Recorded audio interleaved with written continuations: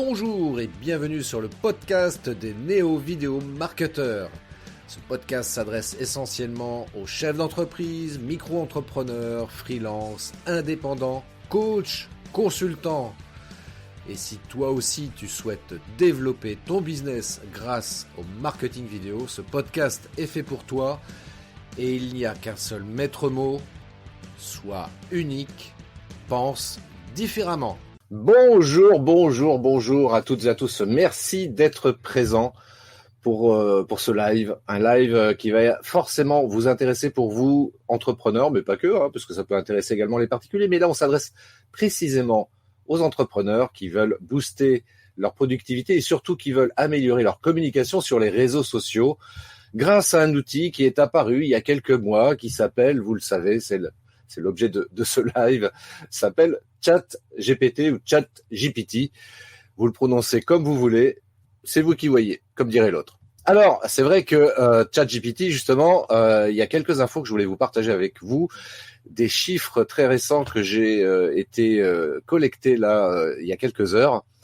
Et il s'avère que, par exemple, que l'IA, et notamment ChatGPT, mais l'IA en général, c'est encore un concept mal connu des Français. Seuls 14% d'entre eux arrivent à la définir et 36% voient très mal ce qu'elle représente. Donc c'est bien que vous soyez là pour pouvoir nous écouter avec mon invité que je vais vous présenter dans quelques instants. Et aussi, il y a un truc qui est intéressant au niveau mondial, il y a 1,5 milliard de visites de ChatGPT tous les mois, ce qui est quand même assez important. Alors c'est vrai que dans le peloton de tête, on trouve les États-Unis qui utilisent ChatGPT à hauteur de 15% et la France 4%. Comme d'habitude, les Français sont en retard sur les innovations technologiques et c'est bien dommage. Donc, prenez le train en marche. Voilà, prenez le train en marche et laissez vos concurrents sur le quai pour utiliser ChatGPT rapidement dans votre activité, comme vous utilisez les réseaux sociaux déjà depuis quelques années, comme vous êtes déjà aussi sur Internet également depuis d'autres années encore. Donc, parmi toutes ces innovations technologiques, eh bien, il s'agit de ne pas prendre de retard et de s'y mettre très rapidement parce que ce sont des outils, tout ça, qui peuvent vous aider dans votre activité professionnelle. Et moi, pour tout vous dire, c'est vrai que moi, j'utilise ChatGPT. J'ai découvert ça en novembre-décembre dernier et j'ai commencé à me former là-dessus. Et j'ai trouvé ça tellement intéressant. Je me suis dit, là, il y a vraiment une opportunité à saisir pour moi, entrepreneur, pour améliorer ma communication sur les réseaux sociaux, notamment, parce que c'est aussi l'objet de ce live. Et puis de voir comment je peux créer beaucoup plus de contenu de manière qualitative. Et je dis bien de manière qualitative parce que c'est vrai que si on utilise mal ChatGPT, tiens, j'ai une anecdote par rapport à ça, un entrepreneur avec qui je discutais qui me disait, ouais, moi j'utilise super bien, enfin, je connais du moins ChatGPT, je l'utilise régulièrement, etc. Je dis, ok, montre-moi. Et puis quand j'ai vu comment il l'utilisait, je dis, ouais, mais là, il te manque encore quelques informations pour pouvoir l'utiliser encore mieux, ChatGPT. Parce que c'est vraiment, si je devais faire un parallèle, par exemple, avec Excel, qui est un outil pour faire des calculs, etc. Comme Excel, beaucoup utilisent ChatGPT à 5% de son potentiel. Et si vraiment on veut en faire un outil qui soit réellement efficace pour son business, eh bien, il faut se former un petit peu. Voilà. Donc là, avec mon invité, qui est un expert, vous allez voir, c'est vraiment une pointure sur le sujet. Il va vous partager comme ça quelques trucs et astuces pour que vous puissiez mieux utiliser ChatGPT. Bonjour, c'est Sophie. Je suis l'assistante de Christophe. Et comme il a l'habitude de parler beaucoup trop, c'est moi qui prends la parole à sa place. Alors, juste pour vous dire que c'est un immense plaisir de recevoir aujourd'hui Adrien Dehamin, spécialiste parcours client et ChatGPT. J'en profite pour faire un petit coucou à Inès, son assistante qui est aussi une amie à moi. Donc, Adrien va nous présenter les techniques et outils les plus avant-gardistes, y compris le potentiel inexploré de ChatGPT, pour simplifier et enrichir votre production de contenu sur les réseaux sociaux.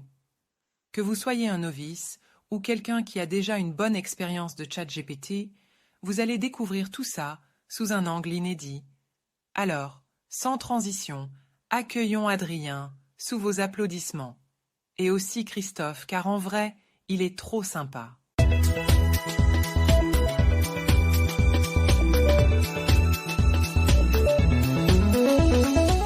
Merci Sophie, merci pour cette transition. Effectivement, je parle beaucoup trop. Donc, il faut quand même rentrer dans le vif du sujet et sans transition. Donc, j'accueille tout de suite maintenant Adrien. Adrien, est-ce que tu peux te présenter en quelques mots pour les gens qui ne te connaissent pas? Donc moi, c'est Adrien de à Nîmes et je me suis spécialisé dans le parcours client. Alors, pas depuis hier, hein, parce que j'ai travaillé pendant 15 ans en grande distribution et dans le commerce de façon générale. J'ai aussi été commercial et du coup, il y a quelques années, je me suis dit, tiens, j'ai une vraie expertise. Et tiens, je pourrais aussi être coach de vie. Et tiens, je pourrais aussi du coup aider les indépendants à mieux comprendre le mécanisme de la vente, du parcours client, mais aussi comment ils vont faire pour être sûrs de connecter avec leurs prospects pour les amener à devenir clients. Ça me passionne. C'est dans le détail que tout se joue. Et surtout, on peut s'aider aussi des meilleures technologies pour y arriver. Et c'est ce qu'on va voir aussi aujourd'hui. Cool, bah écoute, super, merci pour cette présentation Adrien. Alors c'est vrai que tu as un cursus qui est hyper intéressant parce que tu viens du monde du commercial et avec ChatGPT, ça t'a apporté un plus entre nous. Ça apporte plus qu'un plus, c'est qu'en fait c'est notre assistant virtuel.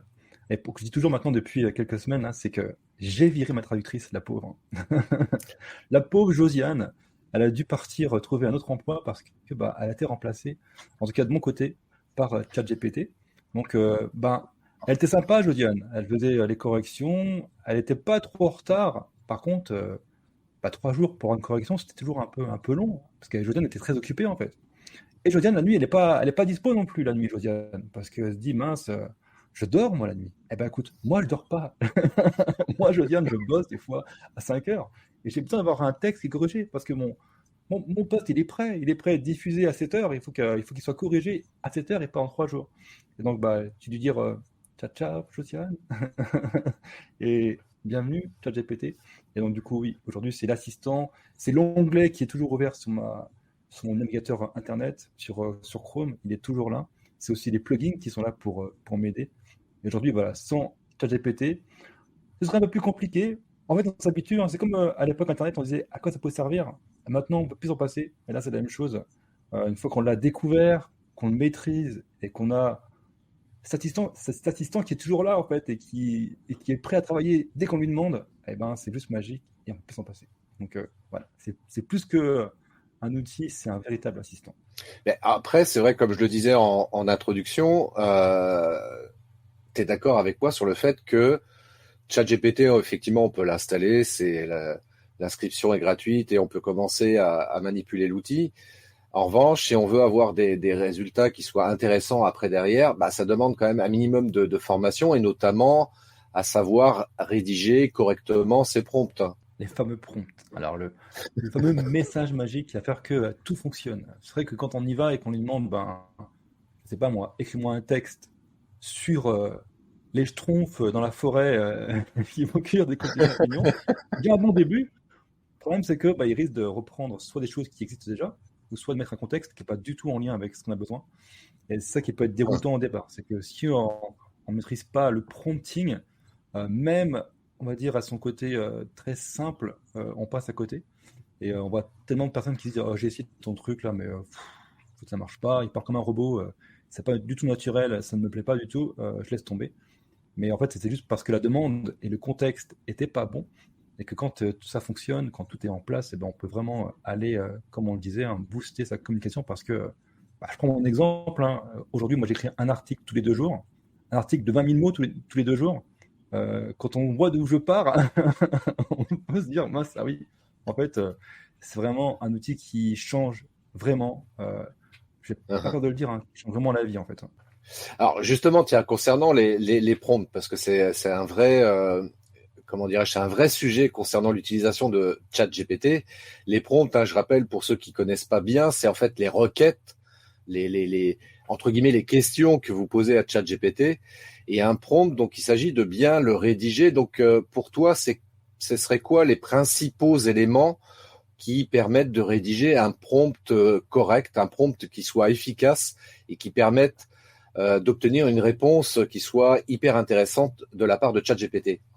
Je vois, tu veux me coller. Mais non. La colle. Non, que j'ai créé une formation là-dessus, que j'offre à tout le monde en plus maintenant, qui a été, en plus, c'est pas moi qui l'ai fait, c'est Inès, qui a dit tout à l'heure, fait cette formation. Il utilise l'anagramme CGPT. Hein, on n'a pas été chercher loin, hein. ChatGPT, CGPT. Donc le C, c'est ce qui est le plus important dans le prompting, c'est le contexte.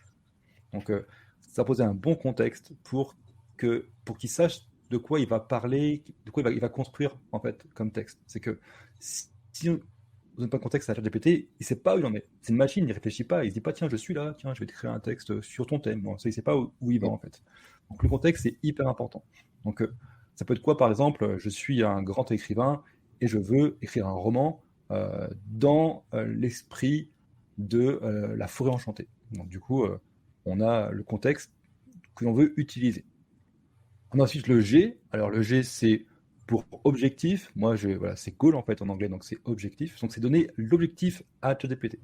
Qu'est-ce que tu veux qu'il réalise vraiment? Donc, c'est comme pour nous. Il faut un objectif qui soit clair. Donc, on peut très bien utiliser comme on le fait pour nous, la méthode SMART, hein, pour que ce soit bien précis et mesurable et atteignable pour lui aussi. Le P, c'est la précision. On va aller peaufiner, affiner au maximum son prompt pour arriver à ce qu'on veut réellement. Et donc là, moi, ce que j'aime bien utiliser, c'est le fameux CQQ, c'est occupé. Donc c'est comme en vente, en fait. Parce que quand on donne les bonnes questions, quand on se pose les bonnes questions ouvertes, on peut vraiment l'aider à aller affiner ce qu'on a besoin. Et ensuite, il y a le ton, qu'on oublie souvent. Alors souvent, on le met dans les précisions. Moi, je le mets à part, parce qu'il ne faut pas l'oublier. Parce que le ton est hyper important. Sinon, dans cette voix robotique, la voix de base, comme on dit, la voix de ChatGPT qu'il a de base, de ce qu'il a appris lui, et si on ne donne pas ce ton particulier que l'on veut vraiment obtenir, on n'a pas les mêmes résultats. Et j'ai testé plein de tons différents. Il y en a un que j'adore, c'est celui de Charlie Chaplin dans Le Dictateur, que j'utilise beaucoup. Ça crée comme ça une espèce d'oratoire, d'un aspect où là, on se dit ah, j'ai un super discours très conquérant et ça marche super bien. Donc voilà, le bon ton, quand on a trouvé son bon ton, c'est juste magique. Voilà, maintenant vous savez tout là, vous avez les bons paramètres. Merci Adrien pour cette précision parce que c'est vrai que c'est super important ce que tu viens de dire. Donc je vous invite à revoir cette séquence là en replay parce que là c'est hyper important. Donc si vous voulez faire des prompts corrects, reprenez les différents éléments que vient d'évoquer Adrien. Alors, juste une petite parenthèse là, parce qu'il y a François qui nous pose la question, est-ce qu'on utilise la version gratuite ou payante? Alors, je vais donner moi un premier élément de réponse là-dessus, tu pourras compléter Adrien par rapport à ça. Moi, ce que j'explique, moi, pendant 6 mois, je l'ai utilisé la version gratuite de ChatGPT. J'aurais pu continuer d'ailleurs, parce que déjà dans la version gratuite, on peut faire énormément de choses. Très honnêtement, on peut faire vraiment beaucoup de choses. Prendre la version payante, bien sûr, ça a ses avantages aussi, parce qu'on a accès à d'autres fonctionnalités, des fonctionnalités beaucoup plus avancées dans l'utilisation de ChatGPT. Mais déjà, pour vous faire la main, partez pas bille en tête en vous disant tiens, je vais prendre la version payante, etc. Même si c'est pas excessivement cher, c'est $20 par mois, donc ça fait à peu près 20 € par mois. Mais apprenez déjà à construire des bons prompts. Et je vais prendre l'exemple suivant pour illustrer mon propos. Comme de la même manière, quand il y a quelqu'un qui vient me voir, parce que moi je fais de la vidéo, et on vient me voir, on me dit c'est Christophe, qu'est-ce que tu me conseilles comme caméra pour faire des vidéos?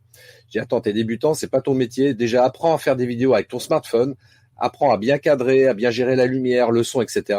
Et le jour où tu seras, comment dirais-je, où tu arriveras à faire des choses correctes par rapport à ça, tu pourras éventuellement envisager d'acheter une caméra. ChatGPT, c'est pareil pour moi.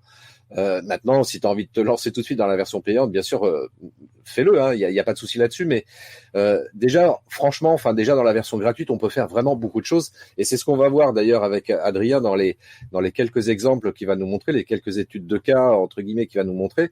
Vous verrez que déjà dans la version gratuite, on peut faire vraiment beaucoup de choses. Alors, je suis d'accord avec toi sur certains points. Je vais être un peu plus clivant de mon côté. Vas-y, dis-moi.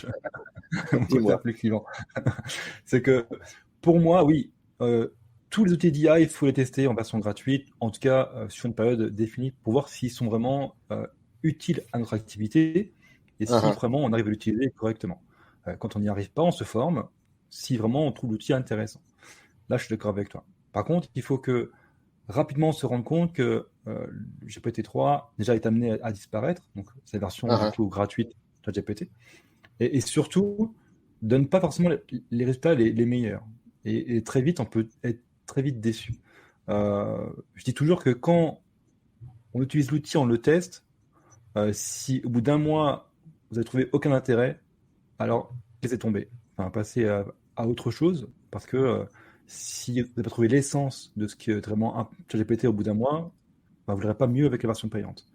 Par contre, si vous êtes convaincu, c'est pour moi indispensable, et je le dis très ouvertement, c'est indispensable d'investir ces 18, 20 euros dans l'appli, parce que vous aurez de meilleurs résultats, vous irez beaucoup plus vite, vous perdrez plus de temps, et surtout, c'est plus qu'un investissement en fait, c'est juste un outil indispensable. Il faut se rendre compte aussi, c'est qu'aujourd'hui il est à 18 euros, donc on peut se former, pas gratuitement, mais en tout cas très peu cher.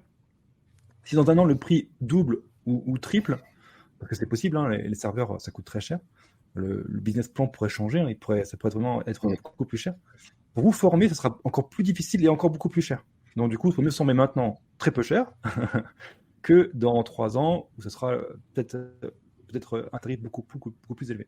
Donc moi, je vous incite très fortement, si vous utilisez déjà depuis un mois, et si c'est utile pour vous, prenez la version payante. Vraiment. Si vous devez faire un choix avec un autre outil, laissez tomber l'autre outil et prenez ChatGPT en payant. Vous allez gagner beaucoup de temps, ce sera beaucoup plus efficace.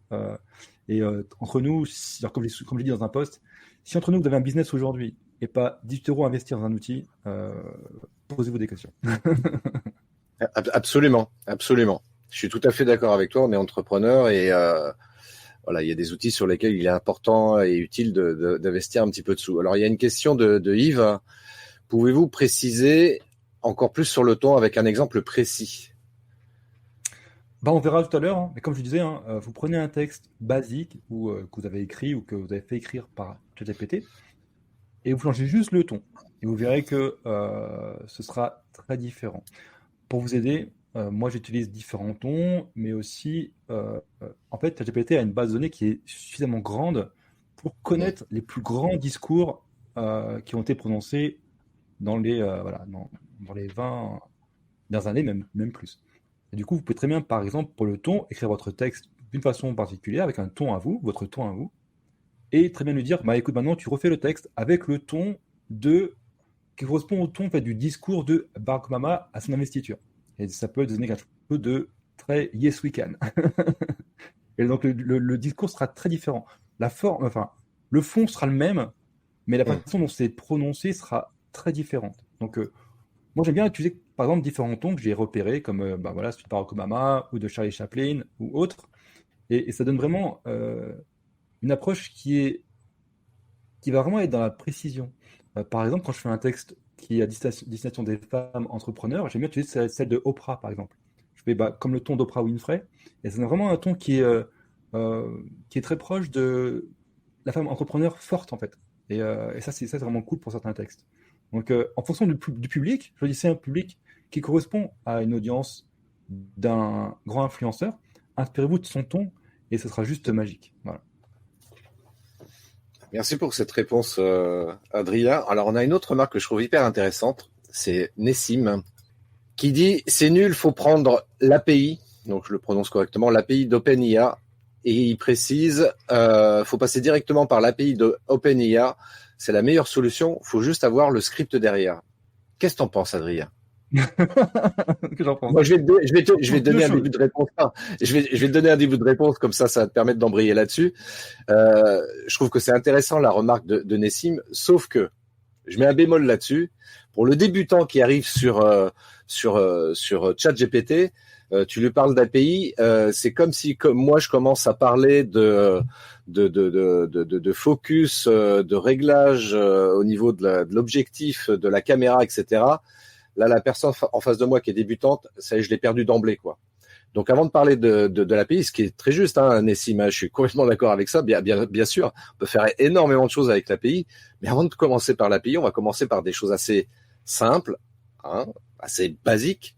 Donc, et comme toute chose qu'on apprend, il faut commencer déjà par maîtriser les bases avant d'aller gratter un petit peu plus loin et de voir qu'est-ce qu'il est possible de faire à un niveau plus avancé, quoi. Oui, on ne verra pas l'API aujourd'hui. Non, on ne verra pas l'API aujourd'hui. On ne verra pas l'automatisation. Alors, API, pourquoi? Parce qu'en fait, avec l'API, donc, quand on se connecte de façon indirecte à ChatGPT, via ce qu'on appelle un API, c'est-à-dire que ça permet de connecter en fait des applications entre elles. Donc, qu'en fait, on peut dire par exemple que si vous connaissez Make, Make sert à automatiser certaines fonctions. On pourrait très bien connecter Make à ChatGPT grâce aux API. Ils vont communiquer entre eux et du coup, ils vont pouvoir renforcer la force de Make et ChatGPT. On pourra automatiser grâce à Make et on pourra créer du texte grâce à ChatGPT. Ça, c'est version un peu avancée. Très avancée même, je dirais, bien. parce que tu vois, je suis allé hier, j'étais faire un tour au salon No Code Summit, donc le No Code, donc Make, c'est du No Code. J'ai vu les personnes représentant Make pour avoir discuté un peu avec eux, et là on est sur du No Code, on est vraiment sur un niveau avancé là, à ce niveau-là, quoi. Ah oui, et puis on peut faire plein de choses. Hein. Moi, j'ai testé Make aussi. Hein. Alors, je Hmm. suis pas fan de l'automatisation à fond parce que j'aime bien avoir la main sur ce que je fais. Par contre, ce qui est intéressant, c'est pour par exemple, générer des idées. Alors, on pourrait très bien lancer Make pendant 20 minutes et on va nous générer des tonnes et des tonnes d'idées grâce à ChatGPT qu'on se connecter entre eux. Et du coup, ça peut être intéressant. Et ça évite d'être derrière son écran à attendre que les idées en fait arrivent. Mais là, oui, on est vraiment sur un niveau très avancé. Et je vais même dire que même moi qui suis à l'aise, qui est plutôt à l'aise avec toutes ces technologies-là, je préfère, même par rapport à l'API, qu'on peut avoir accès directement sur OpenAI, on peut avoir accès à l'API de GPT-4 sur OpenAI, par exemple, je préfère utiliser la version publique parce que nous, l'interface, elle est beaucoup plus simple. En fait, c'est comme si on disait aux gens, laisse tomber Windows, parce que c'est bien, mais pas assez avancé, et aller sur de l'open source. Alors, c'est bien, on peut faire plein de choses, mais un débutant, il va dire non, mais moi je reste sur Windows, c'est beaucoup plus simple en fait, je ne me prends pas la tête. Ou même quand on passe de Windows à Mac, pareil, on est perdu. Imaginez passer d'une interface toute faite à MS-DOS. Ce sera un peu compliqué. Donc c'est un peu ça en fait qu'on demande aux gens, c'est que là, aujourd'hui, on verra la partie grand public de ChatGPT, et pour les API, c'est très bien, mais au pire des cas, formez-vous. Formez-vous. Alors, pour vous former, c'est facile. Vous avez l'adresse qui apparaît juste en bas, bit.ly/parcours business, et vous contactez Adrien. On en reparlera à la fin, mais vous pouvez contacter Adrien pour ceux qui ont un niveau déjà bien avancé sur le sujet, pour aller un petit peu plus loin et savoir comment utiliser justement l'API d'OpenAI pour pouvoir faire des choses hyper intéressantes et peut-être automatiser certains process grâce à l'API d'OpenAI, effectivement. Alors, avançons un petit peu là, Adrien. Montre-nous quelques exemples de choses qu'on peut faire. C'est toi l'invité. Hein. Enfin, c'est toi l'hôte. Moi, je fais ce que tu me demandes. Alors, je partage mon écran, voilà. Avant de commencer les exemples, je parle un peu aussi mon métier à moi. Hein. Donc, du coup, mon expertise, elle est surtout dans le parcours client. Donc, là où c'est important de comprendre, c'est que oui, booster votre communication, mais pareil, dans un contexte. Ah, j'adore le contexte, hein, j'aurais compris. Et du coup, alors, c'est bien de communiquer, mais pourquoi on le fait et pourquoi on veut booster sa communication si c'est juste pour se faire plaisir, c'est bien, tant mieux, mais ça ne crée pas un business, quoi. Donc, si vous voulez créer un business, on le fait dans un contexte bien précis. Donc là, pour moi, si on passe sur la slide suivante, pour moi, en fait, là où rentre la communication, c'est par rapport à ces réseaux sociaux. Alors, c'est très schématisé, hein, il n'y a pas de. Voilà. Comme je disais tout à l'heure, il n'y a pas d'API. Il n'y a ni API, ni automatisation. Hein. C'est un schéma très, très simple. Donc, on peut l'utiliser dans la communication sur les réseaux sociaux ou auprès de sa communauté, ou faire des lives, des masterclass. Donc, ce qui est intéressant avec GPT, c'est dans tous ces aspects-là. On peut aussi l'utiliser dans sa vente, par exemple, créer des scripts de vente. Donc, ça, c'est encore autre chose. Donc, aujourd'hui, par rapport au contexte que je voulais vous poser, c'est que tout ce qu'on va pouvoir voir, c'est surtout lié aux réseaux sociaux et à sa communauté pour créer du contenu, par exemple. Donc, c'est important de le poser. Alors, tu vas être déçu, Nassim, du coup. Là, les prompts sont très. Voilà. Ce qui est bien avec ChatGPT, c'est qu'on peut faire plein de choses en restant simple. Et moi, j'aime en fait le côté agile. Donc moi, mes prompts, ils sont assez simples à utiliser. C'est pas que j'aime pas, mais j'évite les prompts trop compliqués qui vont amener des résultats qui sont parfois durs à, à- à reproduire ensuite. Moi, je préfère des prompts très simples où je suis quasiment sûr d'avoir toujours le même résultat. Donc là, aujourd'hui, on va voir comment on prépare déjà son travail avant de vouloir créer du contenu, comment on va le créer ensuite, comment on va l'affiner, ce contenu, et comment on va pouvoir le transformer en différents autres contenus. Donc on va partir d'un article, par exemple, et comment ensuite on crée un post avec cet article, comment on crée un carrousel avec cet article, comment on crée une vidéo. Ça, je laisserai peut-être Christophe s'en occuper, c'est lui le pro. Ouais, je Et on pourrais verra faire aussi, une petite parenthèse là-dessus. Ouais. je l'ai oublié, et comment on crée aussi un podcast. Parce que imaginez, avec un seul article, créer autant de contenus différents, bah, c'est juste pour l'adapter en fait à tous vos moyens de communication. Et c'est là qu'on va pouvoir booster sa communication et pour être dans le thème. C'est que, imaginez avec un seul contenu, donc là, on va peut-être passer du temps, hein, peut-être passer 1 heure à le concevoir. Par contre, derrière, on va pouvoir le multiplier en différents types de contenus pour ces différents réseaux sociaux. Et ça, c'est juste magique. Absolument. D'ailleurs, j'en profite par rapport à ce que tu dis. Effectivement, quand faut bien se rappeler d'une chose qui est vachement importante qu'on saisit pas forcément au départ, parce que j'essaie de me revoir au tout début quand j'ai commencé à utiliser ChatGPT, il y avait un truc que j'avais pas capté, c'est que sur la colonne de gauche, vous allez voir à un moment donné vont être enregistrés donc tous les chats, toutes les requêtes, tous les prompts que vous avez envoyés à ChatGPT. Et le gros avantage de ChatGPT, c'est que vous pouvez dialoguer avec lui. C'est-à-dire que vous pouvez revenir sur un chat que vous avez envoyé à ChatGPT, donc un prompt, et pouvoir continuer à dialoguer avec lui. Par exemple, créer une vidéo, etc. Donc, je balance ce prompt-là. Et ensuite, je peux éventuellement continuer le dialogue avec ChatGPT en lui disant, OK, maintenant, tu me réécris ça d'une autre façon. Et puis, ChatGPT, par exemple, va peut-être utiliser le vouvoiement dans le script. Et vous pouvez lui dire, bah ok, le script il est bien, maintenant réécris-le-moi avec le tutoiement. Et puis pour reprendre la question de Yves, j'avais oublié de préciser le ton. Ah mince, j'ai oublié de préciser ça. Ok, maintenant réécris-moi ce texte-là avec un ton humoristique, par exemple, ou sur le ton tu parlais de Barack Obama. Moi j'aime bien utiliser aussi le ton de Jim Carrey. Voilà, si je veux écrire quelque chose d'humoristique pour être beaucoup plus précis.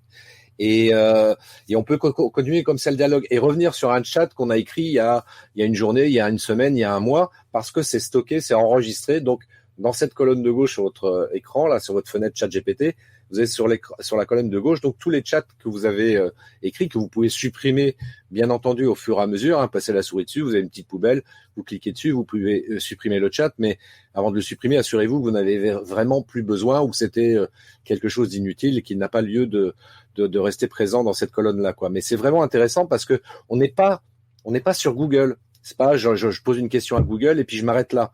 Non, ChatGPT, c'est chat, je dialogue vraiment avec l'outil et je peux revenir sur un prompt à un autre moment pour aller un peu plus loin. Et pour finir sur ce que tu viens de dire, effectivement, moi c'est comme ça que je l'utilise aussi pour comment dirais-je, pour être beaucoup plus productif. Je pars d'une idée et je vais faire peut-être un carrousel, je vais peut-être faire une publication avec un visuel et je vais peut-être faire aussi derrière une vidéo en partant d'une simple idée de départ que je vais décliner sous différents formats pour pouvoir créer comme ça du contenu rapidement, sans perdre de temps, à chaque fois partir d'une nouvelle idée pour une nouvelle publication ou partir même très simplement à partir d'une feuille blanche en disant mais de quoi je vais parler aujourd'hui, comment je vais en parler, qu'est-ce que je vais pouvoir dire dessus et perdre peut-être 1 heure ou 2 heures par rapport à ça. Et même moi, pour mes épisodes de podcast, je me fais aider de ChatGPT, tout à chaque fois, quoi.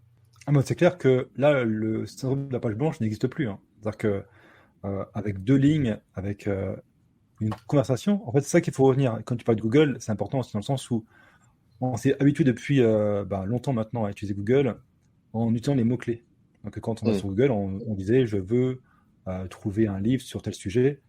On lui disait pas Google, s'il te plaît, trouve-moi un livre sur le tel sujet, tel auteur qui parle de voilà.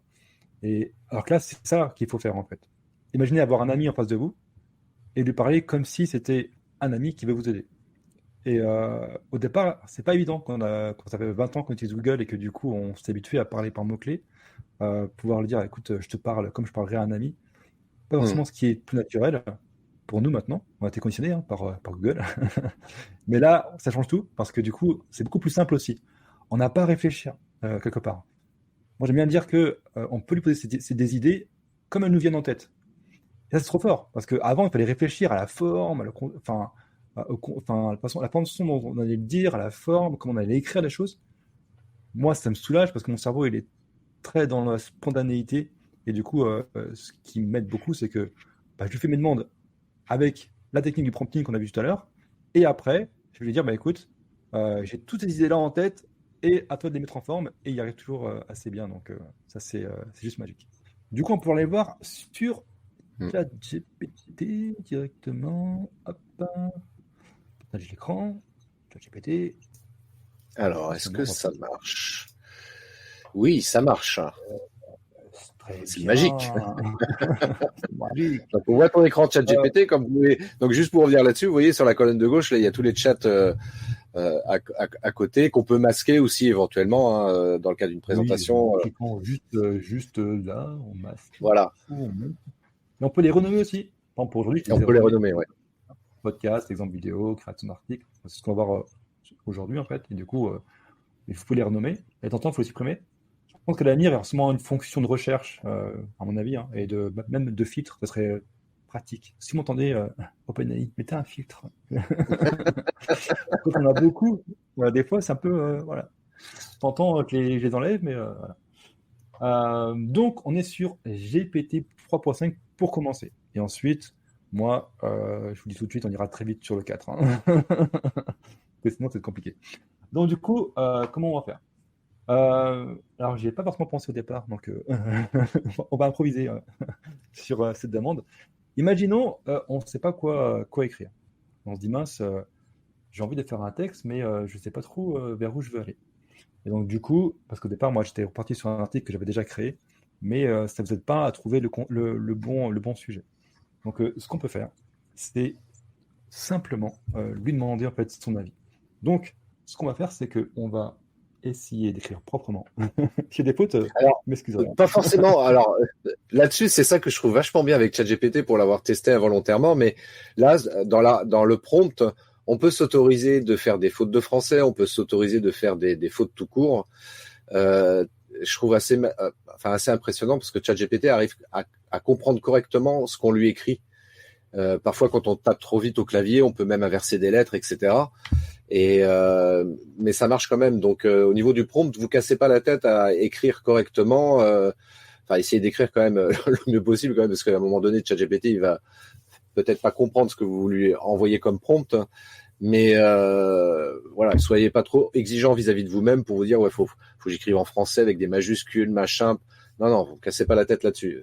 C'est vraiment l'idée d'avoir le contexte.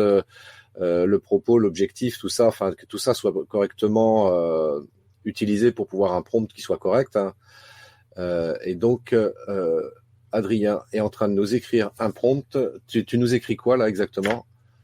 Du coup, je vous écris comment vous allez pouvoir lui demander en fait une idée de contenu en fait, tout simplement. Je n'ai pas forcément fait dans mes exemples, donc là, je vais vous le faire rapidement. Vous allez voir qu'avec quelques lignes, déjà, on peut avoir quelques idées de contenu en fait. Et donc, c'est très simple. Vous lui demandez le contexte, donc comporte-toi comme un expert en création de contenu, et l'objectif, aide-moi à trouver mon prochain sujet de post pour mes réseaux sociaux. Si vous voulez pas le restreindre, ne dites pas un réseau social en particulier. Moi, j'évite aujourd'hui parce que quand on met LinkedIn, c'est trop pro des fois. Et sur LinkedIn, on est d'accord que c'est pas forcément que du pro. Enfin, c'est du pro, mais du coup, le ton n'est pas forcément un ton professionnel. Sur mes Facebook, ça va être des fois un ton trop naturel pour le coup. Et donc, du coup, je mets sur mes réseaux sociaux et ensuite, j'affine le ton si j'ai besoin. Mais pour l'exemple, par exemple, si vous voulez vraiment un ton particulier, si vous voulez vraiment un ton très pro, mettez sur LinkedIn et vous aurez le ton. Voilà, vous aurez le ton parce qu'il connaît le ton, en tout cas pour lui, logiquement de LinkedIn. Donc, vous pourrez le faire sans indiquer forcément le ton précis. Donc, sur mes réseaux sociaux, et après, vous le détaillez. Après, même ce que je fais moi par rapport à ça, tu vois, c'est pour ça que ça c'est super important ce que tu viens de dire, mais on en revient sur ce que tu évoquais, toujours définir l'objectif. Si par exemple je veux faire une publication sur LinkedIn, donc bien sûr je vais préciser, fais-moi une publication pour LinkedIn, mais après coup je peux très bien me dire, tiens, ce contenu-là, je pourrais peut-être le réexploiter sur Facebook. Et donc en restant toujours dans le même chat, hein, dans ce prompt de départ, je vais dire, réécris-moi ce texte-là pour une publication sur Facebook, en utilisant le tutoiement, sur un ton convivial, amical, humoristique, bref. Et de cette manière, je vais pouvoir le décliner. Même par exemple, moi, je suis également sur Twitter, donc ça m'arrive souvent comme ça, en partant d'une base comme ça, d'une publication LinkedIn, dire tiens, reprends ce contenu-là, réécris-le-moi pour le mettre sur Twitter, sachant que Twitter, on a une contrainte en termes de nombre de caractères. Donc je lui dis réécris-moi ce texte-là avec 120, 160 caractères maximum. Et il me réécrit le truc, et comme ça me permet d'avoir un texte nickel pour pouvoir faire une publication sur Twitter, parce que j'ai un objectif très précis. Hein, c'est toujours ça. De la même manière, on peut très bien s'amuser à se dire, tiens, je veux faire un envoi d'SMS pour faire de la com. C'est pareil, les SMS par défaut, on est limité à 120 caractères, donc je peux lui dire, tiens, prépare-moi un texte court à 120 caractères pour envoyer un SMS pour tel objectif, etc. Ouais. En fait, plus on va donner de précision et plus on aura un résultat qui est dans nos attentes. Il faut savoir Ouais. en fait que ChatGPT, il réfléchit pas.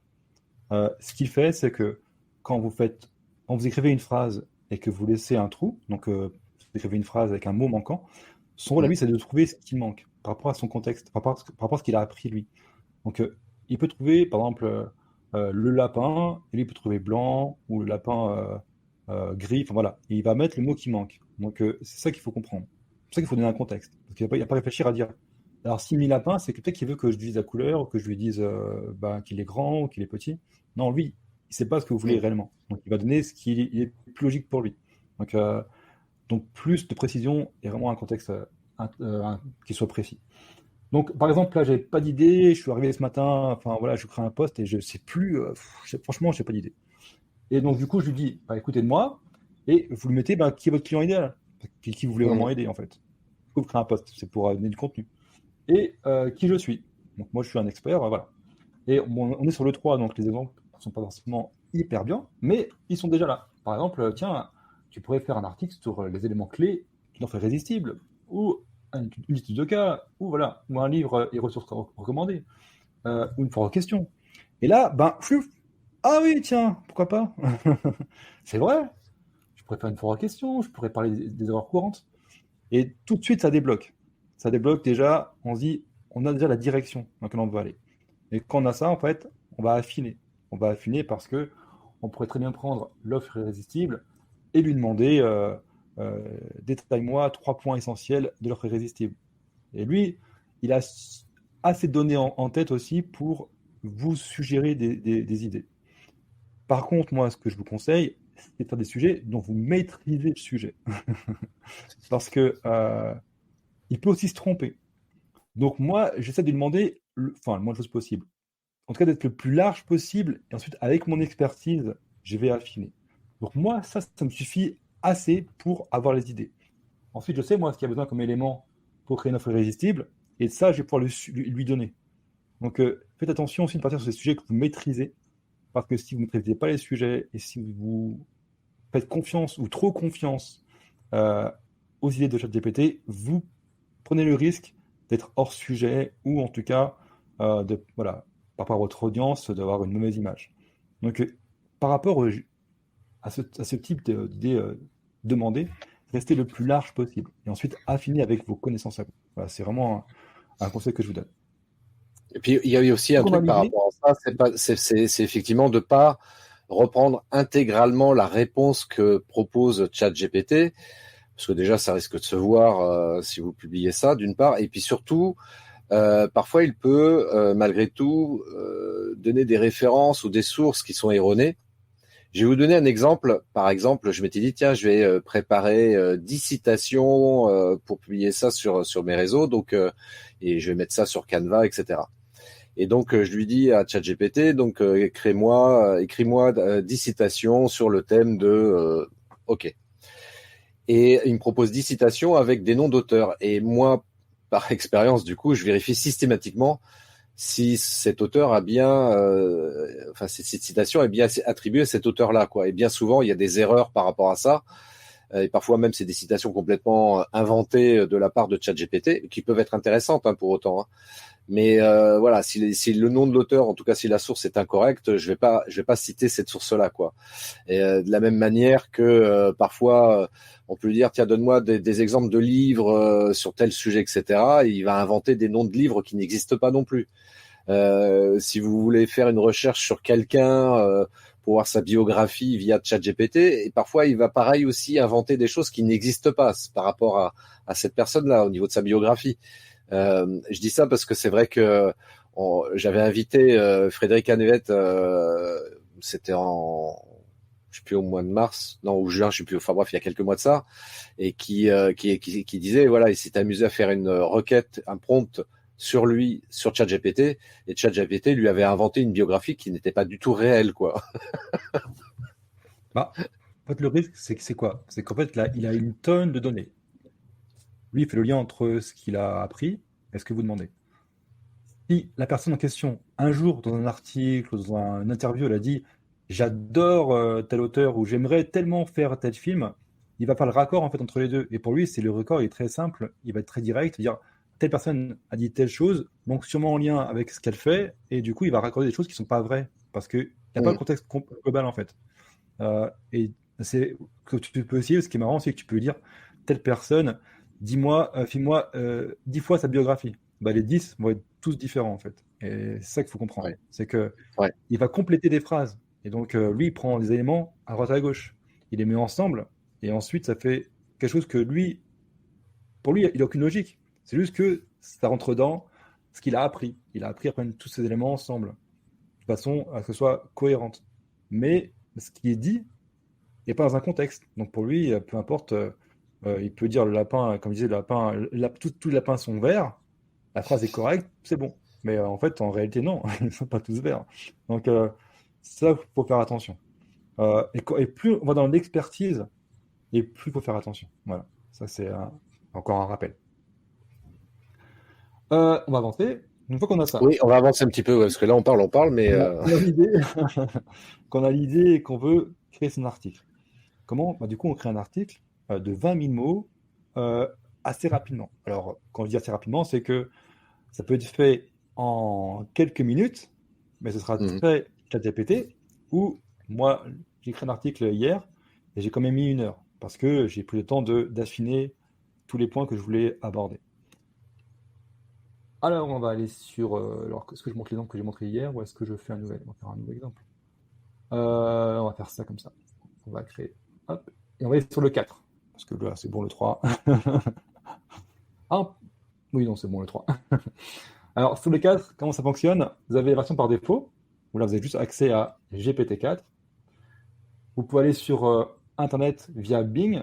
Là, attention, parce que Bing va interpréter aussi les résultats. Donc, attention par rapport aux demandes que vous voulez faire, que ça correspond bien à ce que vous avez besoin.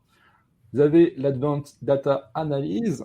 Ça va analyser tous vos PDF, par exemple. Vous avez un PDF et vous voulez reprendre tous les emails qui sont intégrés. Voilà, vous demandez de recopier tous les emails dans un tableau. Il va le faire. Vous avez les D'ailleurs, plugins. juste par rapport à ça c'est vachement bien quand tu veux faire une analyse d'un document PDF. Par exemple, tu as un document PDF avec des statistiques, des chiffres, etc. Et de passer par là, ça te fait gagner un temps de fou, parce que tu peux demander à ChatGPT de t'extraire des données en fonction d'un point précis et de les présenter sous forme de tableau. Et du coup, tu as juste à faire un copier-coller éventuellement sur un doc, enfin sur un tableur quelconque. Et vraiment, c'est vachement puissant, tu vois, pour faire de l'analyse de données, parce que c'est valable également pour l'entrepreneur qui veut analyser, par exemple, sa comptabilité, qui tient, voilà, quels sont les points, machin, les points forts, les points faibles au niveau de ma compta. Je vais extraire les données, je vais donner à ChatGPT le PDF dans lequel il y a toutes les données comptables de mon entreprise, et je vais lui demander de me sortir des chiffres sous forme de tableau, et comme ça me permet d'avoir une vue beaucoup plus synthétique et rapide pour faire des analyses et faire des prises de décision après derrière. Oui, alors attention par contre à vos données personnelles et professionnelles. Mettez-les pas en brut comme ça sur ChatGPT. Il y a une version maintenant entreprise qui est beaucoup plus sécurisante, mais qui est sur les attentes pour l'instant. Là, ce sera plus sécurisant. Aujourd'hui, il faut quand même faire attention. Alors, il n'y a pas eu de fuite. Ah si, il y a eu des fuites, mais précédemment moins. Il y avait eu une grosse fuite par rapport à Bard de Google. Et quand on faisait des recherches sur Internet, Bard suggérait des analyses, des tableaux de gens qui avaient mis sur Bard. Donc, il faut quand même faire attention, quoi. Attention à vos données, quoi. Et c'est toujours pareil, hein. C'était le cas avec Facebook, avec Google. Ils prennent vos données, donc ce que vous mettez dedans, eux, ils prennent. Leurs données, ils prennent. Hein. Donc, faites attention. Hein. Même un risque de piratage du compte OpenAI, on ne sait jamais. Si vous pirate votre compte ChatGPT, dans l'historique, qu'il n'y ait pas toutes vos données professionnelles. Voilà. Il peut voir ça aussi. Absolument, absolument. Les plugins qu'on a tout à l'heure et le petit nouveau qui est arrivé récemment, DALL-E 3, donc qui aide à créer des images. Voilà. Qui est intéressant. Qui est intéressant pour aller vite, oui. Alors, c'est pas du niveau de ce que fait Midjourney, mais en tout cas, c'est suffisant pour créer des petites clipards, des images de fond. Ça évite d'aller sur Canva, par exemple, pour aller chercher des images. Des fois, c'est pas forcément très évident. Hop. Donc, l'exemple. Du coup, j'ai perdu mon exemple. Tu me fais parler. En attendant, je vais meubler rapidement par rapport à ce que tu viens de présenter au niveau de la version payante de ChatGPT, donc GPT-4. Hein. Il y a aussi tous ces plugins aussi qui peuvent être extrêmement utiles à utiliser. Il y a un plugin parmi tant d'autres, je vais juste en citer 2 ou 3 comme ça rapidement, mais il y en a un qui s'appelle WebPilot qui permet d'analyser une page web. Si par exemple vous faites de la veille concurrentielle, vous êtes entrepreneur, bien sûr c'est important de faire de la veille concurrentielle, et plutôt que de vous coller toute une page web de l'entreprise que vous voulez observer, etc., qui va vous prendre du temps, là avec WebPilot, ce plugin qui est gratuit, hein, qui est fourni dans la version payante de ChatGPT, vous pouvez analyser très rapidement une page web avec un autre plugin que moi j'aime beaucoup aussi. Là, j'écris un script vidéo, je veux générer une vidéo rapidement. Il y a un plugin qui s'appelle Agen, donc qui utilise l'outil IA Agen directement depuis ChatGPT, qui va vous créer une vidéo en 5 minutes. Voilà, vous lui précisez le contexte, l'objectif, ce que vous voulez dire là-dedans, etc. Et très rapidement, il va vous créer une vidéo. Vous pouvez exploiter tout de suite derrière, c'est-à-dire la diffuser rapidement après derrière sur vos réseaux sociaux. Donc vraiment, la version payante, je rejoins un petit peu François qui disait du coup je vais prendre la version payante. Ouais, j'avoue que c'est bien, quoi. C'est même mieux que la version 3, mais voilà, si on veut se faire la main, pas dépenser d'argent tout de suite, on utilise la version gratuite. Mais rapidement, on va se dire ouais, la version payante, c'est quand même vachement mieux, quoi. Tout ce qu'on fait aujourd'hui peut être fait. Alors, tant qu'il n'y a pas de plugin utilisé, comme tu disais, Agent, c'est un plugin, donc on ne peut pas l'utiliser sur GPT-3. Mais tout ce qui est génération de texte, oui, c'est faisable. Après, voilà, le texte sera de moins bonne qualité. Et surtout, quand on s'est habitué au payant, du coup, gratuit, après, ça nous paraît tellement loin, enfin, en termes de résultats, que on peut plus revenir au gratuit. C'est pas possible. Ah oui, il y a ce piège-là, attention aussi. Hein. Si vous essayez le payant, vous serez piégé. Vous ne pourrez plus utiliser la version gratuite. Si, c'est bien pour les corrections. Une correction simple, une traduction simple, oui, c'est encore utile. Alors, ce prompt, il est pas aussi long. Hein. C'est le prompt qu'on a vu sur la presse tout à l'heure, qui disait très clairement en fait que j'ai déjà écrit un article qui a bien marché, et du coup, j'aimerais repartir sur le même ton, la même forme, voilà, pour le second. Donc, je vais lui demander, analyse le style de ce texte, la forme et le ton, et décris-moi les points importants à retenir. Ça, c'est pour supprimer la voix par défaut et pour qu'il puisse imiter votre façon d'écrire. L'article en question était très axé pro, donc le ton reste assez pro, mais si vous avez un texte plus naturel que vous avez écrit avec le cœur, par exemple, vraiment un texte qui est de vous en fait et de votre propre écriture, il va savoir l'imiter. Donc avec ce prompt-là, vous pourrez imiter n'importe quel texte. Voilà. Et donc, je vous donne l'article en question. Donc, soit WebPilot, soit je lui copie-colle directement l'article dessus. Et il a commencé à travailler. Ce que je lui ai demandé, là, c'est du coup de m'analyser le texte. Donc, il analyse le ton, la forme, le style et les points importants à retenir que j'avais mis dans ce texte-là, que je voudrais peut-être utiliser pour après, pour la forme du prochain article. Ce qui peut être bien, c'est que demain, vous voulez réécrire un texte avec le même ton et le même style. Vous allez juste apprendre cette partie-là, la mettre dans un coin, dans un bloc-notes par exemple, et la prochaine fois, reprendre ce style et du coup lui dire écris-moi un nouveau texte sur ce style avec la même forme, même ton, et il va vous reprendre ce qui est écrit là. Donc ça, c'est vraiment un résumé de ce que vous auriez pu voir dans l'article précédent. Donc c'est clairement, alors je vous donne une petite astuce, hein. Si vous avez un influenceur que vous aimez beaucoup, qui fait beaucoup de vues sur les réseaux et qui écrit très bien, eh ben, pas lui copier ce qu'il a mis comme idée, pas lui copier le contenu. Par contre, imiter sa forme et son style, ça c'est tout à fait possible. Et comme ça, vous pouvez comme ça très rapidement, si vous n'êtes pas à l'aise avec le copywriting, par exemple, avoir des textes suffisamment bien écrits en sachant qu'ils ont fonctionné ailleurs. Voilà. Après, tout se jouera sur le contenu, évidemment. Hop. Et donc de là, j'ai du coup identifié un style que je veux réutiliser et je vais utiliser mon deuxième prompt. Alors pour rebondir là-dessus, je précise une chose quand même qui est vachement importante, parce que parfois j'ai ce type de remarques, mais les gens me disent mais alors du coup on est en train de pomper ou copier, etc. Je dis non, faut pas se tromper. On cherche de l'inspiration éventuellement ailleurs. De toute façon, tout ce que l'on fait, tout ce qui a pu être fait, ça a été suite à une source d'inspiration quelconque.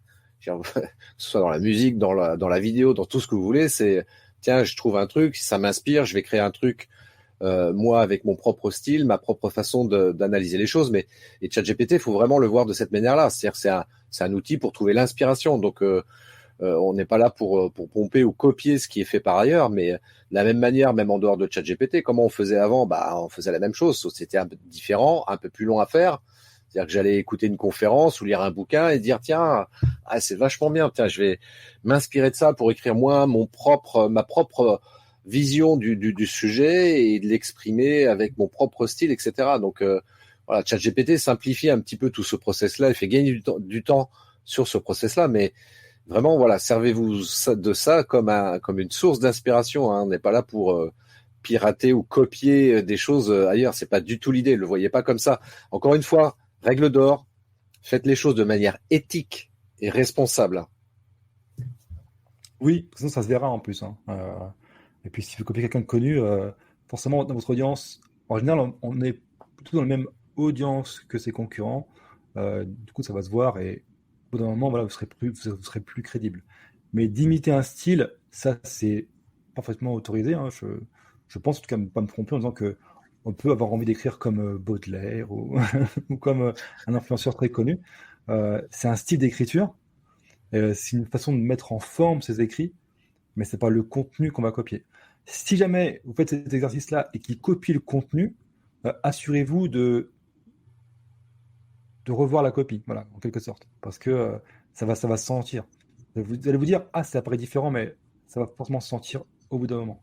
Donc, et en plus, il risque de se tromper sur, si c'est un aspect technique, par exemple, il risque de faire des fautes techniques par rapport au texte original, parce qu'il va vouloir être, par exemple, si vous demandez d'être différent par rapport au texte précédent, il va vouloir être différent et il risque de faire des erreurs. Donc, vraiment, partez dans l'optique que le contenu vous appartient, ce sera votre expertise, le style, la forme, copiez-le, ça pose aucun problème. Donc, l'idée, c'est, quand on va créer un article, il va être plutôt long. Donc, je ne vais pas lui demander de l'écrire d'un seul coup, parce qu'il n'y aura pas la place, parce que c'est limité en termes de caractères. Donc, ce que je demande en premier lieu, c'est de me faire le plan de cet article. Donc, l'idée, là, c'est que, voilà, il a fait un premier plan, avec des premiers titres, qu'on pourrait très bien changer par la suite. Vous lisez ce plan, s'il vous plaît, vous l'utilisez. Il ne vous plaît pas, soit vous régénérez, soit vous faites un autre sujet parce que voilà, ça ne fonctionne pas forcément comme vous le voudriez. Et de là, on travaille par étapes. Donc on prend la première étape, on prend le prompt que j'avais donné aussi, que vous pouvez trouver dans la presse, qui dit que maintenant, en prenant en considération ce plan et le style de l'article précédent, je vais commencer à travailler sur, et vous allez travailler comme ça au fur et à mesure de l'article. Vous reprenez par exemple l'introduction, vous la copiez-collez, vous la mettez dans le prompt et vous envoyez. Donc je vais pas le faire pour chaque partie parce que ça va être un peu long. Je vous montrerai juste après ce que j'ai fait hier. Mais du coup, il commence à travailler sur l'intro. Donc, il va exprimer ses premières idées. Comme je vous montre, je ne sais pas être vite parce que je tendance à aller vite. Là, dans le premier prompt, si je ne me trompe pas, j'ai quand même précisé ce que je voulais. Donc, je veux parler. Alors, j'ai mis mon expertise. Donc, je veux parler de l'importance de concevoir une offre rapidement. Je veux mettre en avant la flexibilité. Je veux aussi souligner l'importance de la co-création. Donc, moi, je sais ce que j'ai envie de parler et je donne des idées en fait de sous-titres. Comme ça c'est aussi beaucoup plus précis. Vous pouvez demander un sujet très vague et vous trouvera lui ce qu'il pense être le mieux en sous-titres. Mais ce sera toujours hors expertise. Ce sera une expertise de ChatGPT, pas la vôtre. Donc, c'est important plus il y a de contexte, plus il y a de précision, et plus vous aurez le texte que vous voulez vraiment générer. Donc, il va commencer l'introduction. Donc, vous lisez, ça vous plaît, tant mieux. Pareil, si ça ne vous plaît pas, vous recommencez. Je vous conseille, si vous faites régénérer, de copier le texte. Parce que des fois, on se dit, mince, le précédent était mieux que le suivant. Ou alors, vous demandez en dessous, je veux un texte différent, parce que celui-là, s'il ne vous plaît pas. Ça, vous aurez une historique de texte qui a été créé, et vous ferez votre choix ensuite. J'ai ça, mais ça ne suffit pas. C'est que là, vous avez la voix par défaut de ChatGPT. Donc, on va aller affiner. Et pour ça, on va utiliser le prompt suivant, qui est ma petite astuce à moi. Là, c'est le secret. Ah, attention, là, c'est le secret. Oula. C'est très simple. Non, c'est pas ça que... Je ne vais pas copier tout ce qui va aller. Hop. Je vous montre, et après, je vous montre ce que j'ai fait hier, ce sera plus parlant. Et en gros, ce prompt-là, c'est je vais maintenant te donner mes idées de réflexion sans les structurer. Et tu vas les inclure de manière harmonieuse pour compléter le texte que tu as créé précédemment. Donc, il va prendre ce texte-là, et là, je ne vais pas réfléchir. Enfin, je ne vais pas réfléchir, un minimum quand même, mais je ne vais pas réfléchir à la forme. Je vais donner toutes mes idées, tout ce qui me vient en tête par rapport au sujet précis de ce que je veux parler. Donc là, c'est l'intro. Donc on fera attention de ne pas trop mettre non plus. Pas l'intro dure non plus trop longtemps. Mais je sais de quoi je veux parler. Je sais ce que je veux vouloir inclure dans l'introduction. Et je vais mettre toutes mes idées à moi. Ce qui fait que le texte sera plus naturel. Il sera plus proche de mon expertise. Et donc, plus je vais en mettre, et plus le texte sera riche de mon expérience. Et pas d'expérience de ChatGPT. Ce qui fera un texte très différent. Et ce qui fera un texte, je vous le garantis, j'ai fait mes tests, indétectable au niveau, quand on fait des tests, savoir si un texte est écrit par une IA, il vous dit très clairement 100% humain. Parce que vous avez apporté vos idées. Donc la structuration sera différente d'une structuration automatisée. Donc je ne vous fais pas, je vous montre ce que j'ai fait hier. Ce sera beaucoup plus parlant, on va gagner un peu de temps. Hop. Parce que j'ai un message de Sophie là qui me dit qu'on parle beaucoup là. Et puis de midi en plus. Donc là, et puis les midi en plus. Ce que j'ai fait hier. L'idée, alors, je vous montre. Donc voilà, moi j'ai mis le prompt que je vous ai montré juste avant. Et ensuite, j'ai écrit vraiment de façon non structurée. Donc j'ai mis que beaucoup de formateurs et de coachs et indépendants se lancent dans la création d'un programme pendant des semaines, voire des mois, voilà, pour au final avoir une offre qui ne fonctionne pas. Donc je mets tout en fait qui correspond en fait à l'idée de le sujet là, c'était l'OMV, donc l'offre minimum viable. Donc je mets vraiment toutes mes idées qui sont liées au sujet, toute mon expertise. Et ensuite, lui, il va reformuler et il va tout inclure, tout ce qui est là, il va l'inclure de façon harmonieuse dans le texte. Il y en aura un texte qui sera très différent. Parce que du coup, il va reformuler les phrases par rapport à mes idées et plus par rapport à ses idées à lui. Ce qu'il pense être l'offre minimum viable. Et comme ça, on peut structurer un texte de façon très rapide. Imaginez si avant, il fallait prendre ces idées-là, on faisait la même chose. Ok, vous pensez que la structure de texte, la syntaxe, l'orthographe, la façon dont on va les présenter. Ça, c'est lui qui gère. Nous, on gère les idées de contenu. Et donc, on fait ça pour toutes les parties. Donc, on fait le prompt qu'on a montré juste avant. Donc, on leur dit voilà, travaille maintenant sur la partie 2. Il nous fait un texte. On lui dit, voilà, je veux intégrer mes idées à moi. Il les intègre. Et s'il y a besoin, de temps en temps, il faudra corriger. Il faudra lui dire, écoute, cette idée-là, en fait, elle ne nous convient pas. Est-ce que tu peux changer? Et on va affiner, en fait. On va affiner, mais de façon très précise. Et on va affiner sans mettre trop de fioriture, dans le sens où on ne va pas non plus là aller affiner forcément la forme. On va vraiment essayer de... là, par exemple, moi, j'avais mis évite d'écrire une conclusion afin de rendre le texte plus fluide. Parce que souvent, il faisait en fait un texte unique pour chaque partie. Donc, je disais retire l'intro du texte, retire la conclusion, et ça faisait un texte qui était beaucoup plus fluide par rapport au fait qu'il soit intégré dans un article. Donc, ça peut être aussi une astuce intéressante. Une fois qu'on a fait tout ça, on a fait tout le texte, je passe rapidement. Donc là, toutes les parties ont été créées. On va lui demander maintenant, en prenant en compte toutes les données et tous les articles qu'on a créés, trouvons des idées de titres accrocheurs pour cet article et ces 5 chapitres. Du coup, on pourra avoir des textes et des titres qui correspondent à tout ce qu'on a fait avant. Parce que là, il y a tout le contexte de ce qu'on a écrit. Donc, il va prendre tout en compte pour créer des titres plus accrocheurs, mais en lien avec tout ce qui a été fait avant. Ce qui rend les titres beaucoup plus pertinents que ceux qui avaient donné au départ. Donc là, vous avez déjà l'article qui est créé, vous avez tous vos titres, il ne reste plus qu'à aller sur LinkedIn, par exemple, ou sur votre blog, et aller copier-coller. Alors, tous les textes que vous aurez mis de côté, bien sûr, à chaque texte créé, vous mettez de côté, parce que sinon vous êtes perdu. Donc, vous créez votre texte, une fois qu'il est bon, vous avez la bonne forme que vous vouliez, le bon style, vous mettez de côté. À la fin, vous avez l'article qui est complètement créé. Vous allez inclure les titres que vous avez créés là. Et là, l'article, il est fait. Je le mets sur les réseaux sociaux. Et il dit, mince, attends, j'ai l'article, mais il faut créer encore un post pour dire, voilà, écoutez, j'ai écrit un article, allez le voir. Je lui demande de créer un post accrocheur pour présenter cet article sur les réseaux sociaux avec un appel à l'action, le fameux CTA. Si vous souhaitez réaliser la même... Ah oui, du coup, j'ai mis la petite phrase, voilà, mon CTA, c'est si vous souhaitez réaliser le même article en moins d'1 heure, rejoignez-nous pour ce live. Et du coup, il m'a fait le post que vous avez peut-être vu sur les réseaux. Je copie-colle ça et c'est fait. L'article, il est en ligne, il est structuré. J'ai mon post qui va le présenter. Et ce post-là reprend exactement ce qui a été écrit avant. Donc, il correspond en fait à l'article. Et si on va aller plus loin, on se dit, j'ai mis l'article que j'ai créé, c'est cool. On reste dans ce contexte-là avec cette demande. Et on va lui demander maintenant qu'on a un bel article, crée-moi un carrousel. Et donc, il prendra toutes les idées et il va faire par diapositive. Donc là, je lui demande, comportez-vous comme un expert en formation et reprenez l'article précédent pour concevoir un carrousel pédagogique avec des suggestions d'illustration. Ajoutez autant de détails que possible. En plus du texte, il faudrait également inclure une légère description, voire une première action à mettre en place. C'est ce qu'il a fait.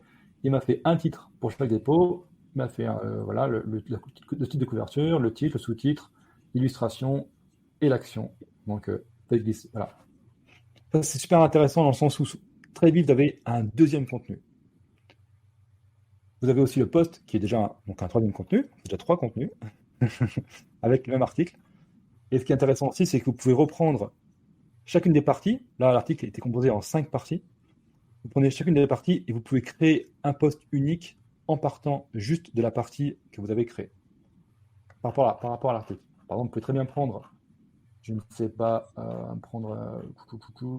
celui-ci, c'est une partie d'article. On le prend. Hop. Voici sur le 3. Voici sur le 3. On va copier-coller ça ici. J'ai mon prompt qui est prévu normalement pour tout ça.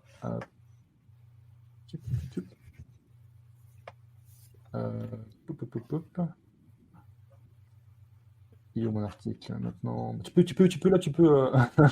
Je meuble un petit peu. Bon, alors, écoutez, il y a un truc qui est vachement simple. Si vous voulez avoir plus d'infos, parce que c'est vrai que l'heure avance, et il me semble que mon invité a un rendez-vous urgent dans quelques minutes. Donc, si vous voulez avoir plus d'infos, je vous invite à aller sur le lien qui apparaît juste en dessous, bit.ly/parcours business. Je répète, bit.ly/parcours business, pardon, je vais y arriver. Donc, je répète du coup pour que ce soit bien clair, bit.ly/parcours business. Vous aurez toutes les informations. Si vous souhaitez en savoir plus, prenez contact avec Adrien. Voilà, pour déjà avoir un peu plus d'infos. Et puis, éventuellement, voilà, si vous voulez profiter de son expérience, des compétences sur le sujet, puis aller plus loin et apprendre à vous former sur cet outil-là, qui est un outil qui devient indispensable pour nous entrepreneurs, et ne serait-ce que pour sa communication, notamment sur le web, mais pas que, parce que ça peut servir pour sa communication en général. Donc, vraiment, allez voir ce que propose Adrien à travers ça. Et vous allez voir, là, c'est du high level. Donc, vraiment, vous allez apprendre énormément de choses. Là, c'est vraiment juste un échantillon là que Adrien vous présente. Et j'espère que cet échantillon déjà vous donne quand même quelques éléments pour vous dire, tiens, ah oui, j'avais pas pensé à ça. Ah tiens, ça, je savais pas. Désormais, je vais le faire comme ça. Merci Adrien pour l'info, etc. Pour cette petite astuce que tu nous as partagée. Quand je dis petite, c'est pas vraiment le terme approprié pour le coup, mais pour cette astuce magnifique et géniale qu'Adrien nous a partagée. Du coup, l'autre prompt, c'est que du coup, voilà, comportez-vous comme un expert en copywriting, écrivez-moi un post pour les réseaux sociaux en vous inspirant de cet article, donc que j'ai copié-collé.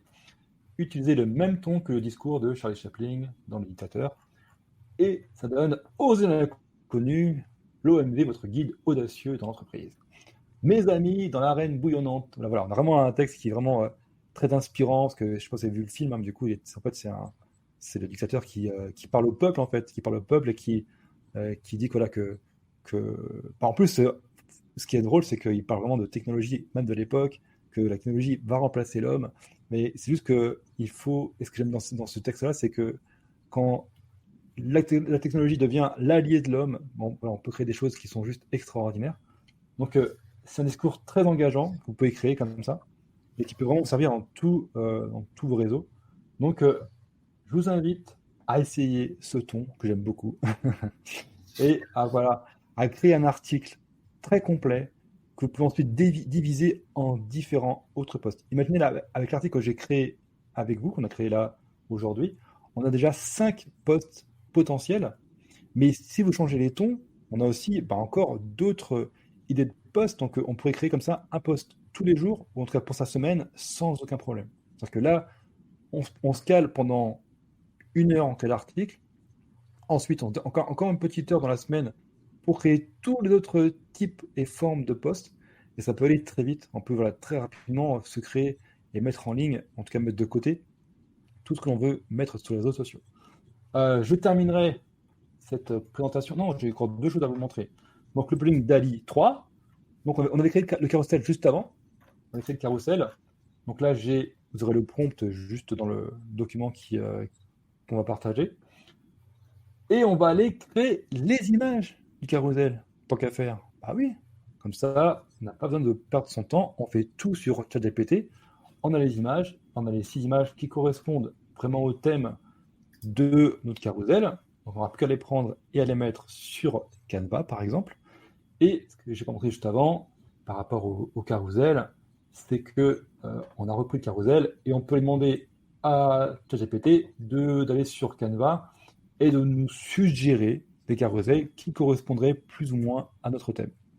Donc du coup, là, par exemple, celui-ci nous plaît, on va sur Canva, on crée un tableau avec les données carousel qu'on a créé juste avant, et on va aller faire correspondre toutes ces données à sa présentation Canva, et ce sera quasiment automatisé. Voilà. C'était Samir, non, c'était comment tout à l'heure, Samir? C'est bien. Certaines fonctions. Et pour terminer, pour le coup, comme ça, on aura fait le tour, parce que j'ai quand même travaillé, et j'adore en fait l'idée, pour le coup. Est-ce que je l'ai encore? Est-ce que je l'ai encore ou est-ce que je l'ai supprimé? Le podcast. Voilà. Vous pouvez, alors ce qui peut être pas mal, c'est une fois l'article en ligne, vous y aurez accès de façon complète. Comme on l'a dit tout à l'heure, des fois, ChatGPT a du mal à reprendre toutes les données qui ont été données juste avant dans le même contexte d'ouverture, dans le même demande en fait. Donc du coup, des fois, c'est un peu compliqué. Donc mettez votre article en ligne, et ensuite avec 2 plugins, WebPilot et un autre plugin qui est juste ici. Mais ça, vous verrez dans le comment. Je mettrai dans le document le vrai plugin à utiliser. Ah non, on le voit ici en plus. VoiceOver. Vous pouvez aller créer ce qu'on appelle un vocal. Donc la qualité n'est pas aussi bonne que d'autres logiciels, mais ça va très vite. On reste sur ChatGPT. Et ça peut donner quelque chose. Je ne sais pas si on aura le son par contre. Ça peut donner quelque chose comme ça. Ah, bonne question, je ne sais pas. Sophie, est-ce qu'on aura le son là en même temps? On va parler au téléphone là pour l'instant. En gros, en fait, ça crée un vocal qui correspond vraiment au texte qu'on a créé, mais en version podcast. Donc ça, je lui demande de se comporter comme un expert et créateur de podcast. Et en fait, il va me le réécrire lui en interne, donc on peut le voir là. En fait, il l'a réécrit, hein, tout le texte est là, donc réécrit en version podcast par ChatGPT. Et ensuite, lui, il l'envoie directement à VoiceOver. Donc, il le réécrit pour que ce soit une sorte de. En fait, ce que j'ai demandé, c'est qu'il soit découpé en plusieurs parties. Et ensuite, il me fait le vocal directement et j'ai plus qu'à le récupérer juste ici. Et après, je mets ça en ligne et en plus, j'ai un vocal. Alors, vous allez me dire, ouais, mais c'est pas moi qui parle, c'est pas naturel. Écoutez, créez un branding autour de ça. Par exemple, moi, mon entreprise, c'est Les Inarrêtables. Vous pouvez créer le podcast Les Inarrêtables et dire que c'est mon équipe qui, en gros, crée pour moi des podcasts et comme ça, à différentes voix. Pourquoi pas? Soyez à l'aise avec le fait que c'est pas vous ou que vous créez un branding, en fait. on crée un branding et puis son équipe. Écoutez, ils sont là, ils sont virtuels, mais ils sont là quand même. Ils créent, ils parlent. Donc voilà. Sinon, autre option par rapport à ça, tu clones ta voix, si bien que du coup, tu n'as plus qu'à envoyer ton texte. Si tu fais un podcast audio toutes les semaines, tu crées ton texte toutes les semaines, tu balances ça, ta voix est déjà clonée, donc ça pose aucun problème. Et puis l'audio qui va ressortir, c'est ta voix. Enfin, ça va être le podcast audio avec ta propre voix. Donc, ce qui va te faire gagner du temps, évidemment, pour l'enregistrement, et puis pas tout l'aspect technique, faut bouger le micro, faut que je branche, machin. Donc, tout ça est occulté, tu fais tout depuis l'ordinateur, et ça peut être une option aussi, hein, mais c'est un peu plus complexe aussi à faire, mais ça marche, hein, une fois qu'on a compris le truc, ça marche. Oui, c'est un peu plus complexe. Alors, je sais pas si on peut faire directement sur ChatGPT avec les outils qui sont déjà en ligne, les plugins. Non, avec les outils, pour l'instant, j'ai regardé, on peut pas le faire, faut passer par une plateforme tierce pour pouvoir le faire, hein. Voilà. C'est pour ça que moi, je voulais rester sur le contexte aujourd'hui de ChatGPT, mais du coup, oui. Donc, on peut le faire, bien sûr. Voilà. Donc, du coup, là, on a vu très rapidement, on a un article complet de 20 000 mots, plus un carousel, plus un vocal pour éventuellement un podcast, plus on peut faire aussi vidéo, comme tu montrais tout à l'heure en introduction. Et du coup, voilà, on peut, en un seul travail, en quelque sorte, voilà, se diffuser sur tous les réseaux possibles. Donc, il n'y a plus de frein par rapport à ça. Et pourquoi c'est important? Parce que on va me dire, mais pourquoi faire autant et ce sera pas aussi quali que si je faisais tout son temps là sur un seul poste. Pourquoi? Parce qu'aujourd'hui, on est tellement nombreux sur le marché qu'on va pas se cacher, hein. Pas forcément les textes et les posts les plus riches et les mieux écrits et qui donnent le plus de valeur qui fonctionnent le mieux. C'est bien, sans mieux. On fait un produit de qualité, tant mieux. Par contre, c'est le point de contact qui est important. Donc, plus on aura de point de contact, et plus on a de chances d'être vu. Voilà. Comme dirait l'autre, trop d'infos tue l'info. Voilà, j'ai fait mon présentation de voilà, on a débordé un tout petit peu, donc merci pour ceux qui sont restés jusqu'au bout de ce live-là. Merci à ceux qui nous regardent ou qui nous écoutent en replay. Et puis donc Adrien, pour terminer et conclure ce live, et encore une fois merci pour tout ce que tu nous as partagé. Franchement, c'est de la bombe atomique, hein. C'est de la bombe atomique. Franchement, c'est super intéressant. J'espère que ça vous a intéressé toutes et tous. Et pour ceux qui veulent aller un peu plus loin et qui veulent se former pour maîtriser un peu mieux cet outil d'IA, donc ils veulent s'adresser à toi, Adrien, comment ça se passe? Comment ça se passe? J'ai créé un programme justement pour le contexte. Donc, le programme, c'est quoi? C'est aider les indépendants, entrepreneurs, coachs, thérapeutes à construire ce qu'on appelle un parcours client. Pourquoi? Parce que comme ça, ils vont pouvoir plus facilement connecter avec leurs futurs clients. L'idée, c'est que ChatGPT sera un outil très utilisé et qui est très utile dans ce contexte-là. Donc, d'où aujourd'hui la présentation, c'est que ce que moi je prône, c'est ok, les outils c'est très bien, mais dans quel contexte? Donc, je vais vous montrer rapidement de quoi ça parle exactement pour que vous puissiez mieux comprendre. On va changer l'écran, on va revenir sur l'autre. Hop.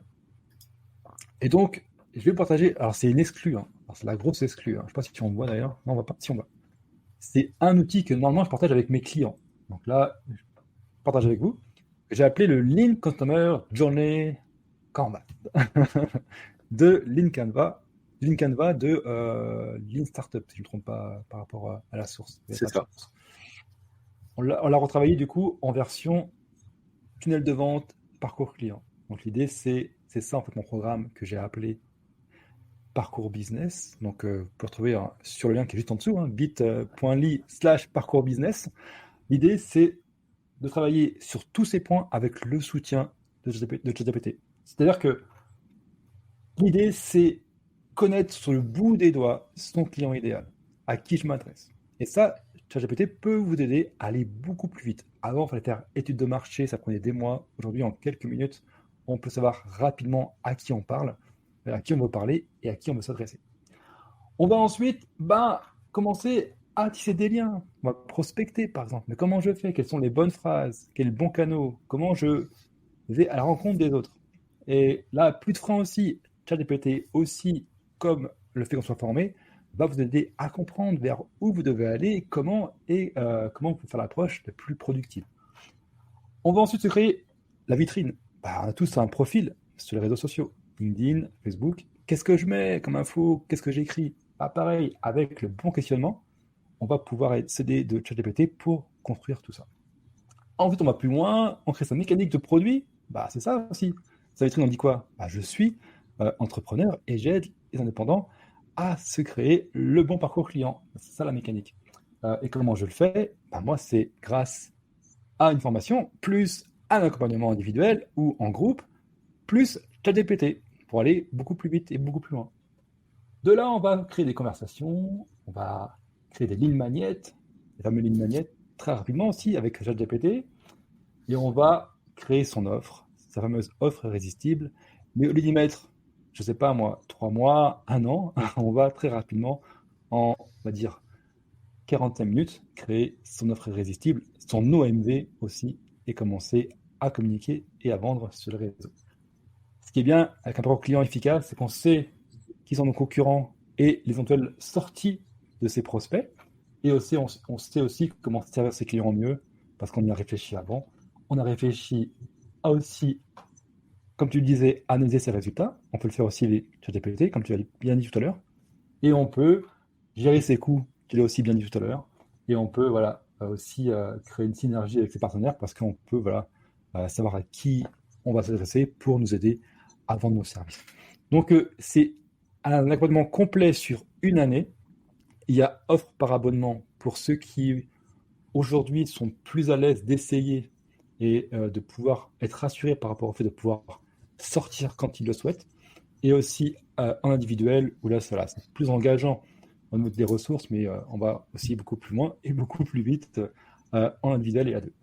L'idée, c'est pour tout ça, pour pouvoir continuer à travailler avec moi et apprendre encore plein de choses sur GPT, sur le lien qui est juste en dessous, bit.ly/parcours business. N'hésitez pas à venir me voir. Vous allez voir, le tarif est quand même, franchement, sur le marché aujourd'hui, très avantageux. Ce serait bête de ne pas se faire accompagner et de pouvoir débloquer tout ça. Parce que tout ce qu'on voit là, sur ce document-là, qui est le cœur de l'accompagnement, tout ça peut être fait beaucoup plus rapidement, facilement, et commencer à trouver vos premiers clients dès demain. Voilà pour la présentation. Écoute, super. On sait tout. Alors, c'est vrai qu'il y a Monique qui disait merci, très intéressant et presque trop riche, ça va vite. Alors effectivement, c'est vrai qu'on veut. Adrien a cette qualité d'être hyper généreux, donc il veut partager un maximum de choses et c'est vrai que du coup ça va un peu vite. Alors, bonne nouvelle, déjà le replay est disponible, hein, on peut y accéder sur la chaîne YouTube Vision d'entrepreneur, christophetrain.fr/YTVE comme YouTube Vision d'entrepreneur, l'acronyme. Et puis sinon, c'est d'aller contacter Adrien pour prendre sa formation en ligne et en visio également. Avec une formule d'abonnement hyper intéressante. Donc, on n'est pas sur des tarifs à $500 par mois ou je ne sais quoi. Non, on est vraiment sur des tarifs vraiment accessibles pour tout le monde. Et surtout, c'est que ça permet, parce qu'encore une fois, c'est vrai que tout ça, l'IA, ça évolue constamment. Enfin, quand on se repenche 8 mois en arrière et qu'on regarde aujourd'hui où ça en est, c'est assez bluffant tout ce qu'on peut arriver à faire avec ChatGPT. Et puis surtout, il faut se mettre à jour. Donc, c'est pour ça que prendre la solution d'Adrien, je la trouve hyper intéressante par rapport à ça, pour rester toujours à jour et être accompagné aussi par quelqu'un qui est expérimenté sur le sujet pour pouvoir vous permettre de pérenniser et de booster votre business. Donc, bit.ly/parcours business. Vous cliquez là-dessus, vous prenez contact avec Adrien. Vous voyez comment tout ça se passe. Le replay, donc, il sera accessible donc notamment sur YouTube, en tout cas plus facilement accessible sur YouTube que sur Facebook ou LinkedIn. Et puis contactez Adrien, donc bit.ly/parcours business. Vous prenez un rendez-vous avec lui, vous voyez comment ça se passe, vous signez, vous vous abonnez, et puis tous les mois vous aurez accès à des ressources, à des pépites extraordinaires, hyper intéressantes et surtout très très utiles pour votre activité. bit.ly/parcours business. Vous avez bien noté? Bon, parfait, c'est super. Mais en tous les cas, merci Adrien. Merci beaucoup Adrien. Merci à toutes les personnes qui étaient présentes pendant ce live. Merci à tous ceux qui nous regardent ou qui nous écoutent en replay. Et puis, on se dit à très bientôt, Adrien. À très bientôt. Et puis, si jamais ça te trop vite, mettez en commentaire. Je veux la presse en fait d'aujourd'hui, avec tous les prompts. Exactement. Exactement. Mettez en commentaire, je veux la presse d'aujourd'hui. Voilà. Et un like. Eh bien, Sophie, tu peux, on rend l'antenne? Ouais, on rend l'antenne. Bon, allez. On rend l'antenne. Merci encore une fois à toutes et à tous. Ça a été un vrai plaisir de partager ce moment avec vous. On se donne rendez-vous à très bientôt pour un prochain live avec un nouvel invité. Ciao. Merci d'avoir écouté cet épisode de podcast des Néo-Vidéo Marketeurs. Si tu as une question ou un commentaire, contacte-moi directement sur christophetrain.fr. Je me ferai un plaisir de te répondre rapidement. Et si tu m'écoutes via Apple Podcast, eh bien n'hésite pas également à me laisser un avis 5 étoiles et un commentaire, ça me fera plaisir. Je te souhaite une très très belle journée et je te donne rendez-vous pour un nouvel épisode très très bientôt. Ciao.